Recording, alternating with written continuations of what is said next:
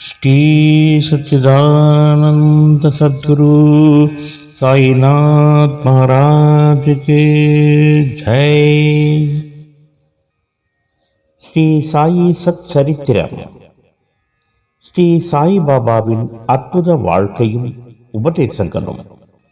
காலஞ்சென்ற ஹேமத் பந்த் என்னும் ஸ்ரீ கோவிந்தராவ் ரகுநாத் தாபோல்கர் அவர்களின் மாராட்டிய நூலில் இருந்து மொழிபெயர்க்கப்பட்டது.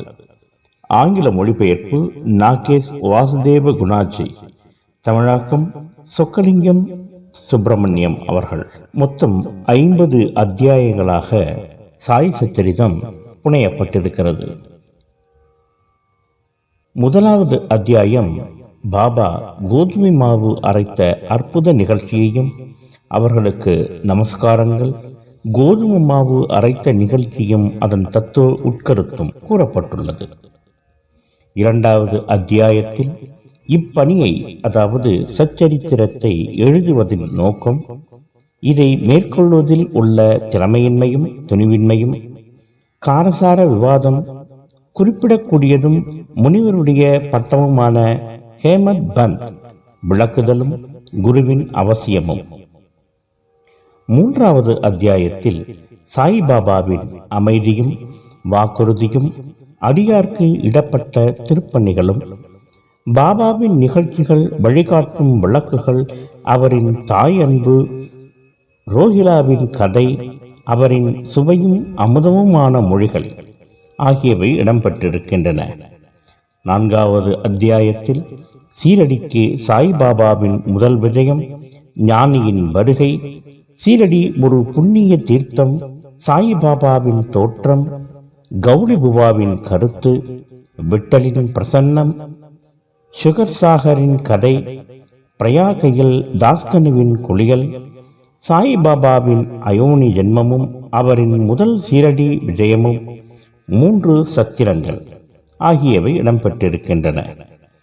ஐந்தாவது அத்தியாயத்தில் சாந்த் பட்டேலின் கல்யாண கோஷ்டியுடன் பாபாவின் சீரடி வருகை, வரவேற்கப்பட்டு சாயி என அழைக்கப்படுதல், மற்ற ஞானிகளுடன் தொடர்பு, அவருடைய உடையும் அன்றாட நிகழ்ச்சி நீதிகளும், பாதுகைகளின் கதை, மோகித்தினிடம் மல்யுத்த பயிற்சியும் வாழ்க்கையில் மாற்றமும், தண்ணீரால் விளக்கெறிதல், போலி குரு ஜஹவர் அலி ஆகியவை இடம்பெற்றிருக்கின்றன.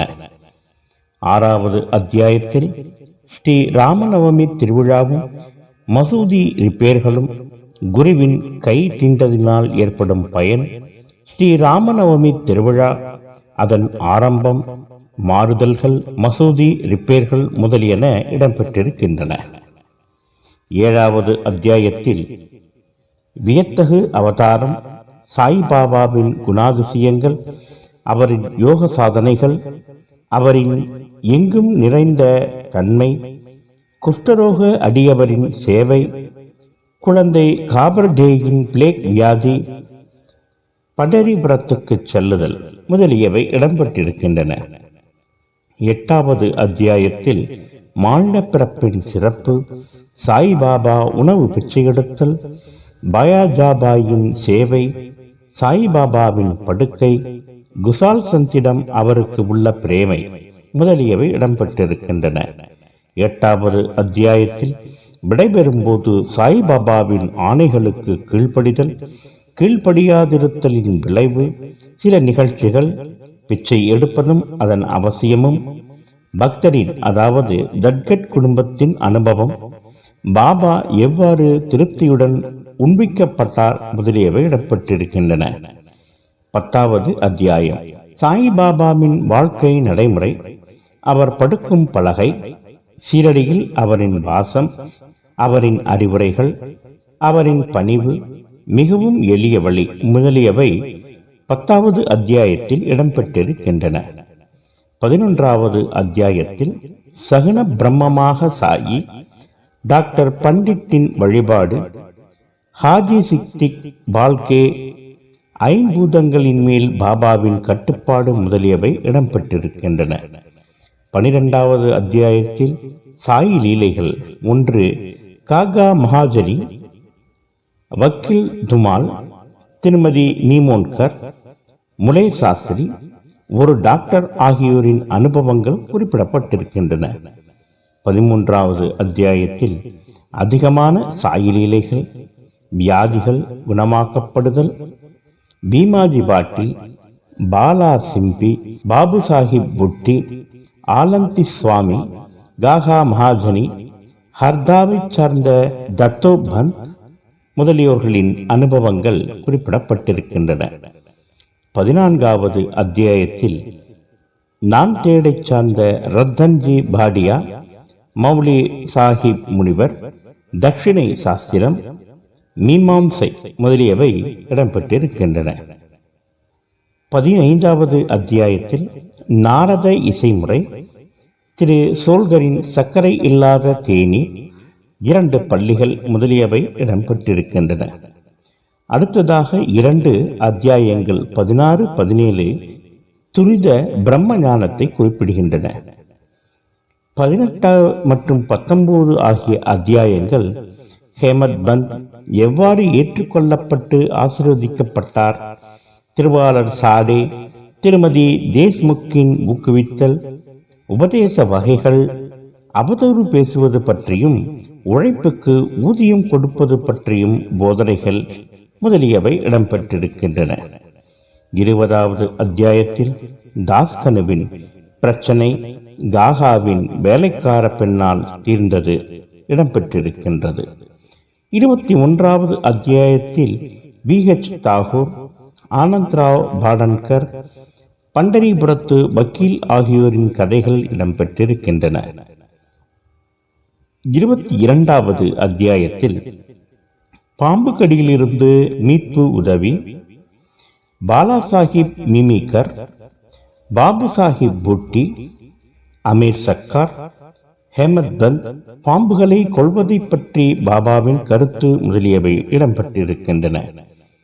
23வது அத்தியாயத்தில் யோகமும் வெங்காயமும், பாம்பு கடியிலிருந்து சாமா குணமாக்கப்படுதல், வாந்தி பேதியன் அதாவது காலரா நோயின் கட்டளைகள் மீறப்பட்டன, குரு பக்திக்கு கடுமையான பரிசோதனை முதலியவை இடம்பெற்றிருக்கின்றன.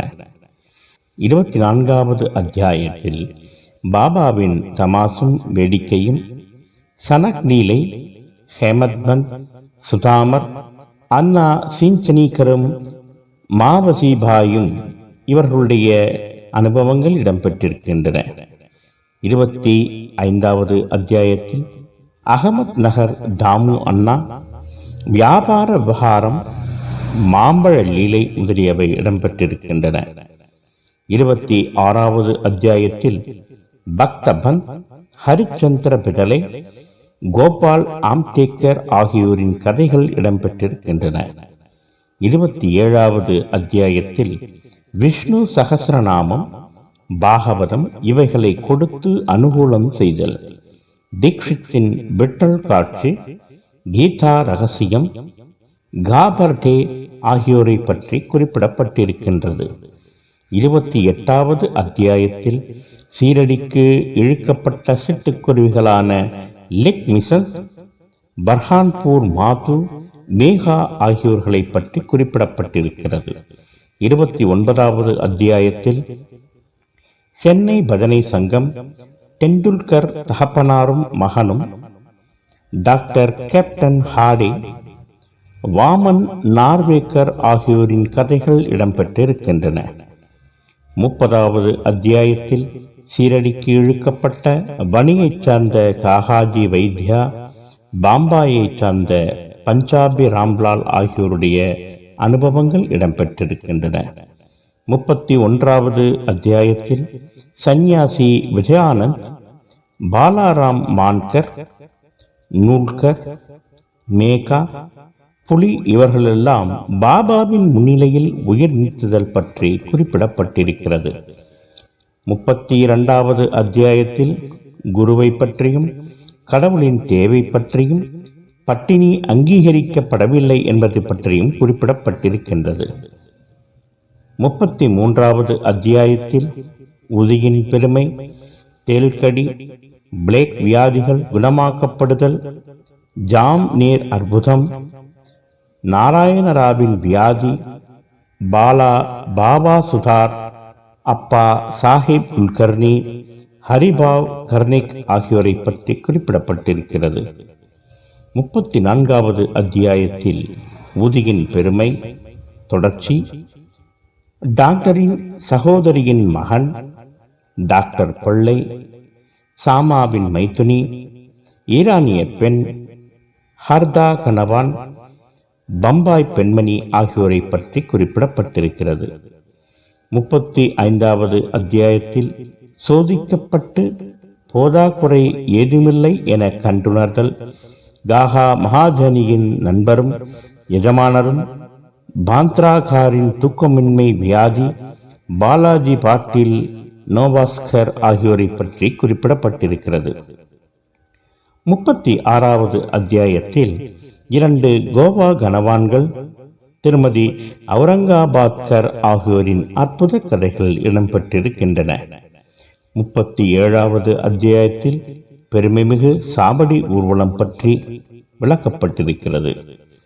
38வது அத்தியாயத்தில் பாபாவின் ஹண்டி கோயிலை மதிக்காதிருத்தல், காலா அல்லது கூட்டுக்கலவை, ஒரு கிண்ணம் மூர் ஆகியவை குறிப்பிடப்பட்டிருக்கிறது. அடுத்து 39 மற்றும் 50வது அத்தியாயங்கள் இணைக்கப்பட்டிருக்கின்றன. அதில் பாபாவின் சம்ஸ்கிருத ஞானம், கீதையின் ஒரு ஸ்லோகத்திற்கு பாபாவின் பொருள் விளக்கம், சமாதி மந்திர் கட்டுதல் ஆகியவை பற்றி குறிப்பிடப்பட்டிருக்கிறது. 40வது அத்தியாயத்தில் பாபாவின் கதைகள், திருமதி தேவின் உத்யாபன விழாவிற்கு ஒரு சந்நியாசி போல் மற்ற இருவருடன் செல்லுதல், ஒரு சித்திர ரூபத்தில் ஹேமத் பந்தின் வீட்டுக்கு செல்லுதல் முதலியவை பற்றி விளக்கப்பட்டிருக்கிறது. 41வது அத்தியாயத்தில் சித்திரத்தின் கதை, கந்தல் திருடுதலும் ஞானேஸ்வரி பாராயணமும் விளக்கப்பட்டிருக்கின்றன. 42வது அத்தியாயத்தில் பாபா மகா சமாதியடைதல், முன்பாகவே உணர்த்திய குறிப்பு, ராமச்சந்திர தாதா பாட்டில், தாத்யா கோதே பாட்டில் இவர்கள் மரணம் தவிர்த்தல், லக்ஷ்மிபாய் சிந்தேவுக்கு தர்மம் செய்தல், கடைசி நேரம் ஆகியவை விளக்கப்பட்டிருக்கின்றன. 43 மற்றும் 44வது அத்தியாயங்களில் பாபா மகா சமாதி அடைதலின் தொடர்ச்சியும் ஏற்பாடுகளும், சமாதி மந்திர் பற்றியும், செங்கல் உடைதல் பற்றியும், 72 மணி நேர சமாதியும், ஜோக்கின் துறவு, பாபாவின் அமுத மொழிகள் முதலியவை குறிப்பிடப்பட்டிருக்கின்றன. 45வது அத்தியாயத்தில் காகா சாஹிப்பின் ஜெய் ஐயமும், ஆனந்தராவ் கண்ட காட்சியும், மரப்பலகை பாபாவின் படுக்கையானது பகத்தினுடையது அல்ல என்பது பற்றியும் குறிப்பிடப்பட்டிருக்கிறது. 46வது அத்தியாயத்தில் பாபாவின் கயா பயணம், ஆடுகளின் கதை முதலியவை குறிப்பிடப்பட்டிருக்கின்றன. 47வது அத்தியாயத்தில் பாபாவின் பூர்வ ஜென்ம ஞாபகங்கள், வீரம பத்ரபா, சனபசப்பா அதாவது பாம்பு, தவளை இவர்களின் கதைகள் இடம்பெற்றிருக்கின்றன. 48வது அத்தியாயத்தில் அடியவர்களின் அல்லலை அகற்றுதல், சவடே, சபட்நேக்கர் ஆகியோரின் கதைகள் இடம்பெற்றிருக்கின்றன. 49வது அத்தியாயத்தில் ஹரி கானோபா, சோமதேவ் சுவாமி, நானா சாஹிப் சாந்தோர்கர் ஆகியோரின் கதைகள் இடம்பெற்றிருக்கின்றன. 50வது அத்தியாயத்தில் காகா சாஹிப் தீட்சித், ஸ்ரீ தேம்பே சுவாமி, பாலராம் துரந்தர் ஆகியோரின் கதைகள் இடம்பெற்றிருக்கின்றன. அதனைத் தொடர்ந்து முடிவடையும் ஆரத்தியும், ஷிரடி சாய்பாபா அஷ்டோத்திர சத்நாமாவளியும் இந்த சாய் சச்சரித்திரம் நிறைவு பெறுகிறது. அனைவரும் சாயை பணிவோம். அனைவருக்கும் சாந்தி நிலவட்டும். ஸ்ரீ சச்சிதானந்த சத்குரு சாய்நாத் மகாராஜ் கி ஜெய்.